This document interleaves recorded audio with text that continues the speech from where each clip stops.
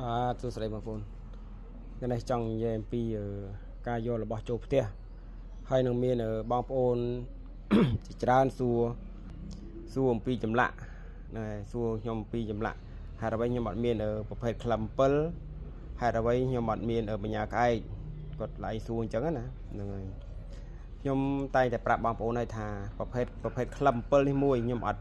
ប្រើទេហ្នឹងហើយទី1ដោយសាររបស់ហ្នឹងកាចគ្រូខ្លះរងាប់អត់បានទេគឺនៅតែកាច់ដដែលហ្នឹងហើយប្រភេទបញ្ញាក្អែកនេះ2បងប្អូនខ្លះគាត់កាប់បញ្ញាក្អែកឬគ្រូឬក៏អ្នកដែលគេជាវត្ថុស័ក្តិសិទ្ធិហ្នឹងហើយឆ្លាក់អំពីបញ្ញាក្អែកគាត់រកបានខ្លួនឯងគាត់កាប់យកមកដាក់ផ្ទះសិតតរបស់ដែលនាំរឿងបងប្អូនណាបញ្ញាក្អែកនេះ1ក្លឹម7នេះ2យកមកដាក់ក្នុងផ្ទះអត់បានទេហ្នឹងហើយគឺនាំរឿងណាបើសិនជាយើងអត់ចេះអីសោះធ្វើឲ្យយើងមានបញ្ហាឡើយ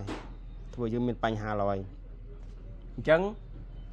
ចំពោះខ្ញុំអ្នកដែលខ្ញុំសាងគឺភាគច្រើនគឺខ្ញុំប្រើតែស្នែងទេបងប្អូនណាខ្ញុំប្រើតែស្នែងទេហើយប្រភេទក្លឹមប្រភេទបញ្ញាគឺខ្ញុំអត់ប្រើទេដូចខ្ញុំជម្រាបខាងលើអញ្ចឹងដោយសារទី1របស់ច្រើនយើងអត់ដឹងថារបស់ខ្លះមានព្រាយរបស់ខ្លះមានពួកអមនុស្សដែលកាយកាន់ទេអញ្ចឹងគឺខ្ញុំកាន់តែស្នែងមួយមុខដើម្បីឲ្យស្រួលគ្រប់គ្រងបងប្អូនណាស្រួលគ្រប់គ្រងហើយរបស់ពេលដែលយកមកដូចស្នែងនេះជាដើមស្នែងនេះស្នែងគល់คลิกបក់ធ្លុះតែគាត់ថាលោកគាត់កាត់បាត់ហើយគាត់កាត់កន្លែងបក់ធ្លុះយកទៅបាត់ហើយហ្នឹងហើយគាត់កាត់ចំកន្លែងទៅហ្នឹងធ្លុះចំកន្លែងមេដៃខ្ញុំហ្នឹងហើយអញ្ចឹងខ្ញុំសុំជាវគាត់បានតែគល់នឹងទេហ្នឹងហើយស្នែងនេះគឺខ្ញុំមុននឹងឆ្លាក់ខ្ញុំយកទៅបោះកំរោលសិនខ្ញុំយកឲ្យលោកបោះកំរោលម្ដង2ដងសិនហើយបានខ្ញុំយកទៅឆ្លាក់ហើយបានខ្ញុំយកមកឲ្យលោកដាស់សិទ្ធិបោះកំរោលម្ដង2ដងទៀតទៅតាមលទ្ធភាពដែលខ្ញុំធ្វើបានហើយចម្លាក់ខ្លះខ្ញុំឈានទៅដល់ពុទ្ធិពិស័យដើម្បីអីបងប្អូនដើម្បីតម្លើងរិទ្ធតម្លើងស័ក្តិដោយមន្ត្រីរាជការយើងឡើងស័ក្តិឡើងតំណែងអញ្ចឹងហ្នឹងហើយតួអង្គខាងក្រោម 3-4 អង្គនេះគឺពុទ្ធិពិស័យមិនក្រោមពី3ដងទេដែលខ្ញុំចាំមិនក្រោមពី3ដងទេដែលខ្ញុំចាំហើយអង្គ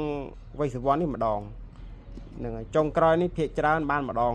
ហ្នឹងហើយបើរយៈមុនខ្ញុំពុទ្ធិពិស័យ 3-4 ដងហ្នឹងគេភ្ញៀវជាវចង់អស់ហើយហ្នឹងហើយតែបើប្រម៉ែនេះនិងប្រម៉ែធរណីនេះបាន4ដងពេញបងប្អូនណាព្រោះមនុស្សស្រីអត់សូវជាវប្រម៉ែទេយូរមានម្ដងជាវឲ្យប្រពន្ធកូនគេដែលមេគ្រូសាជាវឲ្យណាបងប្អូនហ្នឹងហើយចម្លាក់ដូចខ្ញុំនិយាយប្រាប់បងប្អូនទាំងចម្លាក់ចេញពីខ្ញុំទី1ខ្ញុំបានធ្វើកិច្ចមុននឹងសាងខ្ញុំបានយកស្នែងយកទៅបោះកំរោលនឹងរងាប់ហើយបានខ្ញុំយកទៅសាងហើយយកមកដាស់សិទ្ធិហើយបើមានកិច្ចពុទ្ធិពិស័យខ្ញុំយកទៅដាក់ទៀតដើម្បីឲ្យបងប្អូនយកទៅឲ្យសុខឲ្យសบายពេលដែលបងពាក់ទៅនាំលៀបនាំសំណាងឲ្យដល់បងប្អូនហើយការពារបងប្អូនណាហើយចម្លាក់